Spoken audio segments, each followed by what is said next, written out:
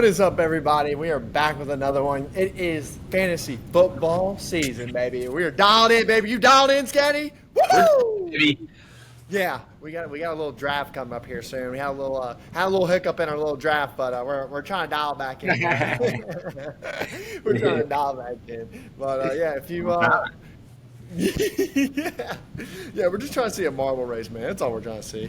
But yeah, if you're into fantasy sports, this is the podcast for you. We're going to break down I think it's a 4-part series between QBs, running backs, wide receivers, and tight ends. So be ready for this. We're going to dial it up, and yeah, this is boom or bust. You fucking ready, Scatty? Which one do you? We're ready.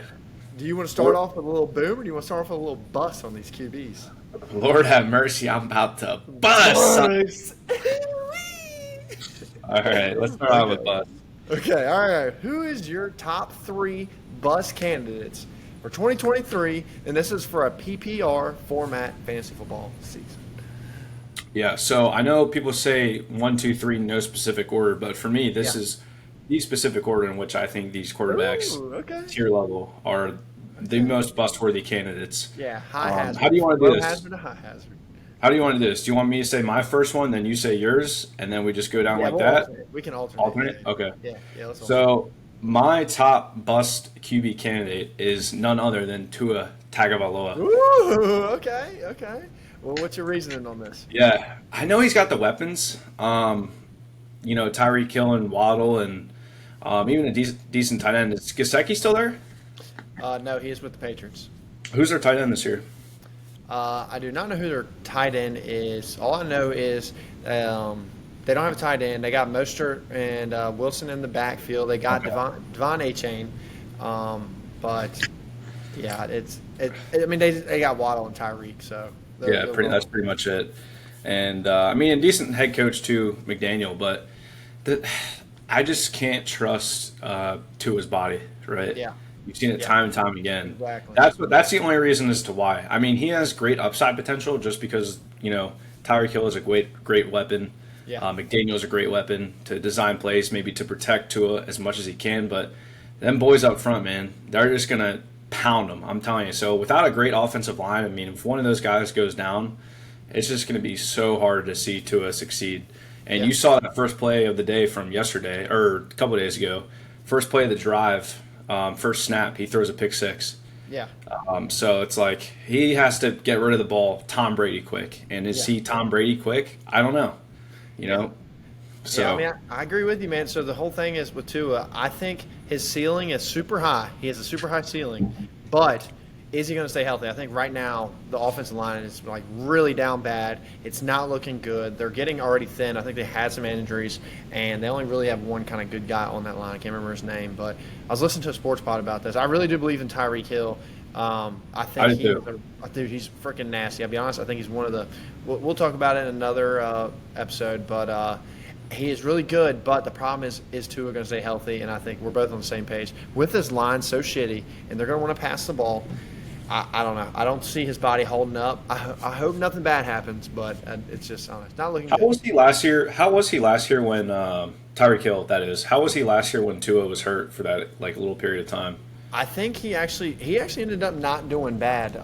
I'd have to look it up, but I want to say he actually did. He didn't completely take a nosedive, but I would say his ceiling definitely lost a little bit. He didn't you remember that Baltimore game where he had almost 40? Oh yeah. Yeah, so games like that aren't happening really anymore because it's just the ceiling just kind of got lost because Tua was able to give that. But yeah. All right, who's your number one bust QB? Number one bust QB that people are hyping up. So I kind of want to say no particular order, but this guy I do feel pretty busty. He's a little busty boy. My boy Daniel Jones. Daniel freaking Jones. Everybody has hyped him up. He's got his bag, and a lot of people are picking him late rounds, and this is why he's a little bit behind Tua. But I'm saying he's a bust candidate because some people are thinking that they can get a running QB back in the draft and then they can just pick up all these position players. But this is not someone you want to rely on. Daniel Jones is someone he's not that great of a passer. He has no weapons, and the only weapon he has is Darren Waller. And I believe I was listening to a sports pod the other day. Darren Waller he's missed 14 games out of the last 2 years. So you got to factor that in. Once he goes down, who are they throwing to? Only people I know is they got Isaiah Hodges. I don't know. I mean, it's like Slayton and shoot, I'm trying to think. I don't know the Giants. There's another guy that starts with a W. I can't remember his last name, but he was kind of a rookie last year. But they have nobody. I mean, Saquon's really the only person behind there, and everyone saw Saquon towards the end of the year started slowing down because this offense was just – it was taking a beating. So I just really think Daniel Jones is not the person you want to rely on the back half of your drafts. That is where you're going to go wrong. And I know it's a late pick, whatever, but there's just so much value up top in these QBs that you got to get one of them. If you try to get someone like Daniel Jones, you're going to screw yourself, and you have to get one of these like top 6 or 7 guys in the draft. So, yeah. All right, my number 2 candidate is again none other than Trevor Lawrence. I do not really believe. I have T-Law too. I got T-Law too. I mean, we can just kind of jointly attack this end because that was probably your next guy too. But yeah, I you mean, hit it from the front, I hit it from the back. Yeah, you hit. Yeah, all right, all right. You look at his offensive weapons. I mean, they're really good this year. Yeah. And Dougie Doug's a good coach. So everything's all set up around him. I mean, he has Evan Ingram, Calvin Ridley, just all these good weapons. I even think their defense might not be too bad this year. Yeah, people he has Zay Jones, he's got Calvin Ridley, he's got Christian Kirk, he's got Evan Ingram, he's got ETN, and they picked up a guy named Tanks Bigsby in the background, who's also a really good guy towards the goal line. Yeah, they got players. There's a lot of pressure on T-Law though, and I mean, look at the season he had last year. He wasn't the greatest of all time. Like, you would think after his rookie season he would have been a little bit better, but he wasn't. And I just don't.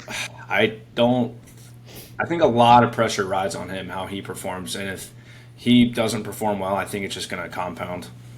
Yeah, I think he's had a little bit of fumbling issues. He's definitely been a roller coaster ride last year. I mean, beginning of the year, everyone was looking at the Jags and like, kind of, what the hell is this team? They came into their own a little bit last year towards the end, but the problem, if you really look into what happened, yes, that offense did start picking up a little bit, but their defense started really helping them out. They got a lot of turnovers late. They were able to shut people down, and they just really kind of took over games in that second half and did not allow anybody to score. So I think a lot of people got that a little bit misconstrued, and when they played the Chiefs in the playoffs, I mean, they kind of got, all right, here's the reality check of how good this team was. T-Law, though, they should have lost to the Chargers by a landslide. The guy threw 4 interceptions going into halftime in a playoff game. Yeah. Kind of crazy the Chargers lost that game, but that was a prime example. Now, T-Law did come back, but their defense locked down that back half. I don't even think I can't remember if the Chargers even scored or maybe it was a couple field goals. They did not do nothing that second half. Their defense stepped it up because even if you look at the 30 points the defense did give up, it was because freaking T-Law was throwing these interceptions on their side of the field. So I mean, what are they supposed to do? They're backed up. I mean, you're screwing them over. So I don't know if you remember that game, but yeah, so T-Law's got a lot to do because he's not someone who's like someone we're going to mention or someone I might mention here soon. He's not a dual threat, and he's not someone who's going to run around and use his legs. He's a pocket passer, so he's got to come into that kind of Joe Burrow passer rating, get a little bit better in there because I mean he doesn't have the legs. He's not going to do that. So yeah. All right, well, my third and final bust candidate. I'm not super confident in this one, so you can fade me if you like. But you are not going to like it. I think your boy Jalen Hurts is. Oh, okay. All right, tell me that bust. Tell me the bust. 'Cause he is actually a boom for me. So he's ahead. A boom. Okay. Okay. Well, I don't know. I just think ever since I remember watching him the Alabama days, and he lost the job to Tua, and ever since then, I've just never thought he's been a good quarterback. And I mean, he was good last year, obviously. But he's good with his legs. Like, can he throw the ball? I mean, he proved that last year, 22 tubs, I think like 3,700 yards in the season, which is not bad. But what do you do when you take away his legs? Because teams are going to start to, I would think, pick up on that just because of how much success he had with it last year. It was kind of like a Fields-type player. I don't know. So, okay. Well, I will get into I guess, should I go ahead and get into the boom? Yeah. Get right into it. I'll go into. Well, I have one more bust candidate, but we're going to talk about this. So Jalen was a boom for me, and the reason why was this: Jalen Hurts is one of the best deep ball passers in the league. But one of the biggest issues with Philadelphia was this: they finished all their games by halftime. in the later halves, they were literally just handing the ball off, running it. They didn't have to throw it because they were up by 3 scores. They Yeah. literally were in so many games where they were just winning by landslides. It's like, this is stupid. I don't have to play anymore. This year, they're going to be in more games. They have a lot tougher schedule. They're going to be in more games where they're going to have to play that fourth quarter. And to be honest, I can see it being a similar situation to the Super Bowl. And you talk about passing and worrying about that. I feel like Jalen, if anything, proved it in the Super Bowl, how good of a passer he was. He almost ended up getting the MVP. But, I mean, he didn't win. I guess that's probably the biggest thing. But he ended up having 4 tuds that night. He had a couple deep bombs to A.J. Brown. And I guess he got it done with his legs a little bit. But he definitely showed off his arm and proved himself in that way. And I really think Jalen's a boom this year because I feel like his ceiling is twice as higher because you're going to start getting more second half points for him. Now, you are correct. He is not a Joe. I'm not saying he's a Joe Burrow-esque passer. He's not. That's not Jalen. But what Jalen does is this. So what Philly does, they run it's like a read option almost, where they're basically, that running back's coming and he's holding the ball in just like in college, and he's reading the field. So what allows them, like, people to really, you can't really do anything about it as much unless you just catch him off guard because the edges are coming over. So basically Jalen's reading the edges. So it's either he's giving it to the running back or he's going to read the edge, they're going to crack, and then he can actually escape and get around there, or he's going to have someone open like on a slant or whatever route they want to run. So it's really tough, and it's been something, or sorry, no, RPO is what I was thinking. An RPO is what it is. But, like, for instance, Nick Foles was someone who did that, and he was someone who didn't have legs at all, but they ran that RPO and won a Super Bowl. And it doesn't have to be someone who is, like, crazy athletic. It's that kind of scheme works really good for Philly. And, yes, Jalen does not have to be a Joe Burrow. And to be honest, I think he is just a little bit better than Dak Prescott as far as a passer. And the only difference, I think, between them is he doesn't turn the ball over as much. He doesn't throw as many interceptions, and he doesn't give the teams those, like he's more willing to throw a ball away or do something else rather than, like, kind of push it where Dak does and then get the interception. So I agree with you there. He's not as good of a passer as when you think of, like, Mahomes, Burrow, and people like that. Or I guess Geno Smith. That boy was actually one of the best passers last year. Yeah.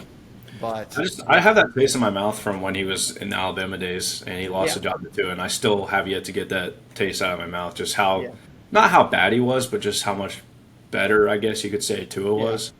But and one reason why I like that situation is I understand the sense that you have of that, but that has been Jalen's kind of whole career. It's always been this, like, it's been this battle. And if you look at Philly, when we won the Super Bowl year, and even last year, it's always been like, we're always been it feels like the underdog. We've been this team who is, like, needs to prove themselves constantly, and it's always being like, there's always shade being thrown. There's never like, okay, this team is the mindset.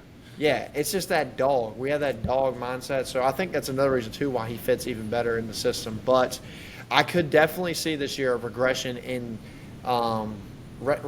wins total just because of our schedule. But I think his ceiling's higher because that's another reason. If they regress in wins and get more losses, that means they're in more games, and he's going to have more opportunities to score points because this team can score, and it's just a matter of our defense being able to keep up. We got a lot of young guys, but I don't want to get too much in detail because we can fill up this pod with that. But yeah, I see what you mean, but at the same time, I don't want to say he has to prove it again, but he proved to everybody he can make that next level change. And now he's got to be consistent. He's got to stay healthy because running QBs do not stay healthy. So that's what I said with, like, hesitancy because I wasn't too sure, but I could potentially see it happen. I wouldn't be surprised if that happened. Yeah. But all right, going into my next boom category. Well, all right, hold on. Oh, you want to say your bus? I got my bus. I got one more bus. All right, bus. I'll be quick about it. My last bus, Lamar Jackson, baby. And this is why I think this. Right now, that wide receiver room, it looks filled up, but it is going to be a ghost town by whatever, week 15, because Odell's probably going to get hurt. Bateman's going to be hurt. And Duvernay, I mean, it's freaking Devin Duvernay. Zay Flowers is looking good, but you have people like everyone hypes up Mark Andrews, he's whatever. He's like this freaking god type. He's like, everyone tries to think that he is a cheaper version of Travis Kelce. But if you look at Mark Andrews, almost every year he finishes like 4, 5, 3. He never ends up actually finishing 2, or I can't even remember if he's had a overall 1 finish. So, I mean, they're good, but there's just way too much hype around him. And where you're getting him at in drafts, that's where I think he's a bust. If you can get him in the 6th round, I think, that's a good pick. But if you're getting him in that 4th round, or I've even seen sometimes in a very late 3rd, it's like, that's such a waste of a pick. So if these higher rounds where he's going, I really think y'all need to kind of tone it down a little bit because he still has yet to prove himself as a passer. He can run it, but Jalen's proved that he can pass it. At least for 1 year, he's passed. Maybe he did different this year, but Lamar's never really proved that he can actually pass the freaking ball and do it. He's always been someone who's running around, doing his thing, and then he has these passes where, I don't know. I mean, you probably watch him more than I do. Yeah. Yeah, I don't know. I mean, it's tough to tell because, I mean, he has all the weapons. Like, he has OBJ this year now, and Harbaugh's a really good coach. And, I mean, he's proved time and time again that he's been a decent quarterback, Yeah. at least fantasy-wise. So, yeah, I think it's kind of hard to bet against him, but I see where you're coming from. I could definitely see it, at least more so than I think Jalen. Yeah, because I'll transition because the reason why I think he's a bust because you can get someone like Justin Fields in the like 6th round, maybe even the 7th, and I'm telling you, this kid is gonna pop, bro. He is. That was my first boom. That was my first boom quarterback. Okay, actually. talk. Yeah. Why do you think Big Fields is a boom? I think we got a small snippet of what we could see from him last year. We had like 2 or 3 games where he just went absolutely dummy mode, and I mean, look at that division, bro. That division is so ass, and they're gonna play each other twice a year, and the defenses are ass in it. I mean, I just think Justin Fields could put up big numbers, and the league really hasn't figured him out yet, right? I think you could get a more Jalen Hurts-esque season this year from him just because I think it's his 2nd year, right? No, I think it's 3rd? God, I can't remember if it's 3rd or 2nd to be honest. Well, But either way. yeah. Either way, I mean, I don't know if the league has quite figured his play style out yet. Just because he's so athletic in the pocket, he can. Yeah, dude, escape. he's just so freaking mobile, bro. I mean, like he is like he's a little bit thicker than Lamar Jackson. He's not as shifty as Lamar, but he just can make plays happen and extend them all the time. And dude, think about all the points he got, bro. He did not pass the ball last year, like barely. It did not at all. They picked up people like DJ Moore, and I guess Claypool will be coming back. Komet, the tight end, he came into his own last year, and they got the boy Herbert in the backfield now. Yeah, Khalil. Was that one of your booms too? Was Fields? Yes, that's right. Yeah. Okay, Fields was nice. one of mine. So, All right, so you had Fields, and then you had Jalen. Jalen was my boom, yeah. But just Jalen's, and also another thing for Fields, that defense is god awful. They're going to be behind in games, so just come on. But I'll go into my next one. It was nothing but J's for my boom, baby. It was 3 J's. So you know who I'm about. Do you know who I'm about to say? Justin Fields, or not Fields? We just talked about him. Herbert. Yeah, Herbert, baby. Herbie fully loaded, and this is why. I don't know about that. They just picked up a new OC. That OC is Mr. Kellen Moore from Dallas Cowboys. Dallas Cowboys were known for the most pace of play, #1 offense, and he knows how to get them plays going. He loves to pass it. He loves to get it going. Kellen Moore is going to take this team to a new level that the Chargers have not seen yet, and I think it's going to unlock even a higher ceiling of Justin Fields. Or not Justin Fields, Justin Herbert than we saw the year prior. Last year there was a lot of injuries, and between Mike Williams, Keenan Allen, it's kind of funny. Keenan Allen had a hamstring pull, but Brian Robinson got shot and came back before Keenan did. But and you got Eckler in the backfield, and they actually drafted one of their first picks was wide receivers. They picked up Quentin Johnson. I mean, they got Palmer too in there, and then tight end Everett. They have so many weapons, and I think he's going to unlock a lot of people. So that's why I think this team is going to really do good. And look at the division, and look at the AFC, just AFC in general. They're going to have to score points no matter what. Mm-hmm. Even if they get behind, they're going to get to score points. There's points going to be scored. This is not defensive battles that are going on here, unless they play in Denver. That's about the only defensive battle that's going to really be happening. So. Yeah. Well, I'll just say mine next two, just to kind of wrap things up. But y'all tell me what you think. I think very high ceiling, but also very, very low ceiling. So take this pick with a grain of salt. Is Deshaun Watson?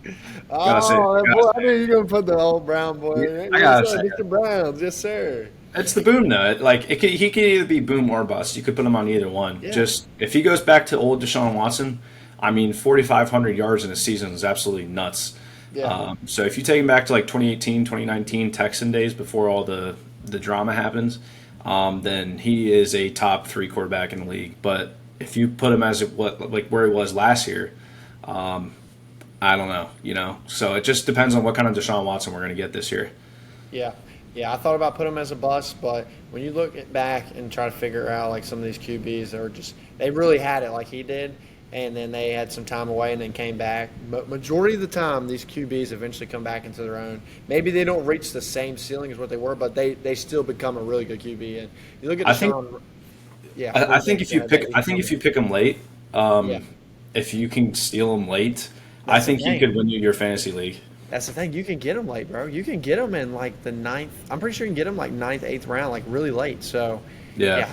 yeah, and that's where guys, when you're looking at this QB rooms and you're trying to figure out who's going to jump into what, and maybe Deshaun, we're not maybe saying he's going to pass Patrick Mahomes, maybe, but we're saying like if he can get up to that Jalen level, Oh the yeah, value that's a you're great getting, the value you're that, getting that is late. yeah, because you're getting all these position players that are really good where Jalen's going, but yet you get that player of Deshaun who can jump up to that. So, Yeah, yeah, that's why I put him in boom. But my last pick, and to wrap things up, yeah, I said Geno Smith. yeah, Gino. But hey, my boy, he got the best wide receiver in Yeah, the draft. yeah, and he likes to throw the ball a lot. We saw it last year. Yeah, Pete Carroll's not a dumb coach either. yeah, So, and I think with the way they play and the conference they're in, I think, like you said, they're going to get behind a lot. They're going to be throwing. They got Metcalf. I think he could be poised for a oh quiet, yeah, a quiet but big year. Maybe like a 20-point average every game, oh which is yeah, not too bad. yeah. And I mean, if you look at Gino, he was like I said, he had one of the best passer. I can't remember his passer ratings, but he was definitely the best deep ball thrower, and Yeah, he had really good passer rating this past year. And I mean, how can you not love Gino? Just a story of how he's like kind of gone through the league, and he came into his yeah. own. Everybody counted him Proud of out, him. and yeah, Yeah. we'll jump into the next segment, so y'all be ready. But we're going to end it with a little Gino quote because Gino's very similar to us, baby. Because you know why, Scotty? Why? They wrote us off, but you know what we did? We didn't write back, baby. We didn't write back. Big Gino, catch us in the next one. See ya.